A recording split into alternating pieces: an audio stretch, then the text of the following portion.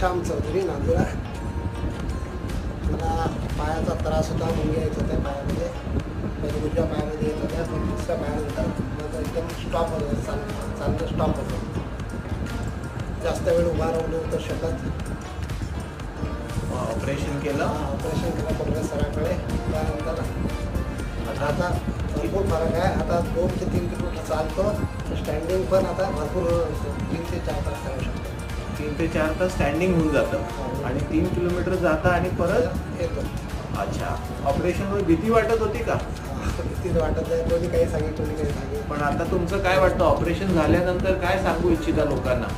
की ऑपरेशनला काहीच भीती द्यायला लागते. रोबोटिक ऑपरेशन तुम्ही त्याच्यात टाके तुमचं टाका दाखवा एकदम उभं राहून. 1 मिनिटं पट्टा काढा 1 मिनिट तुमचा. या ठिकाणी यांचं जर बघितलं तर एकदम